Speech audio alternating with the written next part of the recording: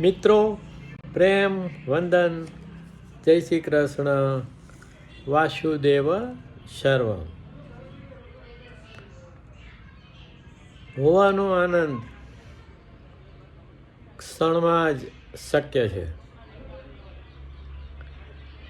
સમયમાં તમે મન, વિચારો, ચિત્ત, સ્વપ્ન, કલ્પના અને એકરૂપતા સાથે કાં તો ભવિષ્યમાં જતા રહો છો અથવા તો ભૂતકાળમાં ફરો છો. આથી તે સમયે તમે તમારું હોવાપણું ખોઈ બેસો છો. આથી વર્તમાનની હાજર ક્ષણ એ જ ચિદાનંદ રૂપ શિવોહમ શિવોહમ છે.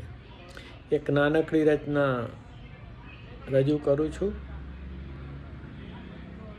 હોવાનો આનંદ પડ પડમાં, હોવાનો આનંદ પડ પડમાં, સમય રાખે છે ટળવળમાં.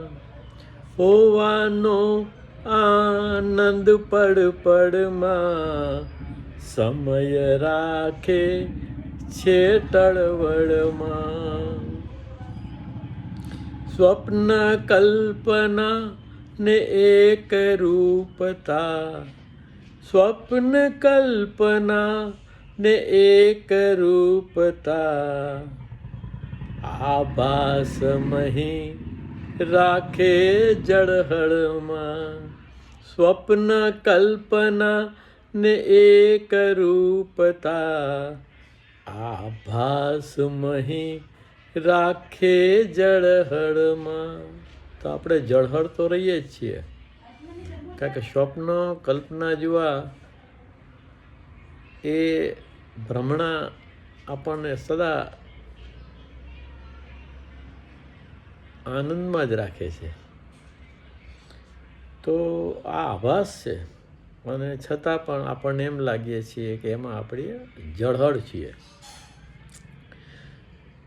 હોવાનો આનંદ પડ પડમાં, સમય રાખે છે ટળવળમાં. નકાર વેદના ને સંઘર્ષોમાં. જીવન પ્રત્યેનો આપણો અભિગમ સામાન્ય રીતે નકારાત્મક હોય છે અને એનાથી જે વેદના ઉત્પન્ન થાય છે એ વેદનાને આપણે અનાવશ્યક રીતે વેંઢારીએ છીએ અને આખું જીવન સંઘર્ષમાં અને આઘાતોમાં જીવીએ છીએ. નકાર વેદના ને સંઘર્ષોમાં, અનાવશ્યક ના બળબડમાં. તો આ બિનજરૂરી છે. વર્તમાનમાં ઉપસ્થિત હોવાથી આ બધું છું થઈ જાય છે અને તમે પળપળમાં તો જળહળ રહો છો. હોવાનો આનંદ પડ પડમાં, સમય રાખે છે ટળવળમાં. મમ મોહ અજ્ઞાન ને અવિદ્યા, મમ મોહ અજ્ઞાન ને અવિદ્યા, મિથ્યા રાખે જગે ચળવળમાં. મમ મોહ અજ્ઞાન ને અવિદ્યા, મમ મોહ અજ્ઞાન ને અવિદ્યા, મિથ્યા રાખે જગે ચળવળમાં. હોવાનો આનંદ પડ પડમાં, સમય રાખે છે ટળવળમાં. એક એકાંતે મૌન નિજાનંદે, એક એકાંતે મૌન નિજાનંદે, અનેક હુંને ના હળમળમાં. તો એક મૌન શાંત બેસી જવાથી વર્તમાનની હાજરી ઘનિષ્ઠ થતી હોય છે.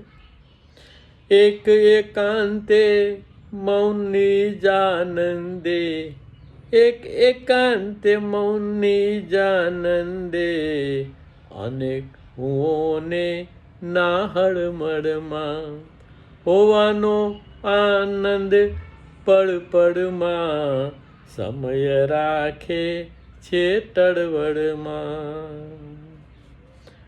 આત્મન જી કે સુનો રે સાધો, આત્મનજી કે સુનો રે સાધો, હોવાનો આનંદ પળ પળમાં. આત્મનજી કે સુનો રે સાધો, હોવાનો આનંદ પળ પળમાં, સમય રાખે છે તળવળમાં, સમય રાખે છે તળવળમાં. પ્રેમ વંદન. જય શ્રી કૃષ્ણ. વાસુદેવ સર્વમ. આપણે રોજ એક દિવસ મળ્યો છે, 24 કલાક મળ્યા છે, એમાંથી 12 કલાકનો દિવસ છે જે દરમિયાન આપણે જાગતા હોઈએ છીએ એવું આપણે માનીએ છીએ. એ આપણો ભ્રમ છે. આપણે ઊંઘમાં જ હરીએ છીએ, ફરીએ છીએ, ચાલીએ છીએ, બોલીએ છીએ. જે ક્ષણે તમે વર્તમાનમાં હો છો, હાજર હો છો, એ જ ક્ષણે આપણે ખરેખર જાગરણની અવસ્થામાં હોઈએ છીએ. અને એ જ વખતે આપણામાં શાણપણ અને ડાપણ હોય છે. એ વખતે આપણે આપણું મૂળ સ્વરૂપ, ખરેખરો હું, જે ચેતનરૂપ છે, જે સજગ છે, સભાન છે, સચેત છે, એમાં સ્થગિત હોઈએ છીએ. દિવસની થોડી ઘણી પણ આવી ક્ષણો મળે તો આપણે આપણી જાતને ધન્ય માનવી જોઈએ. કારણ કે એ ક્ષણોની જે અનુભૂતિ છે એ એટલી અલૌકિક છે, એટલી અલૌકિક છે કે તમે પછી સમયમાં રહેવાનું ટાળી દેશો.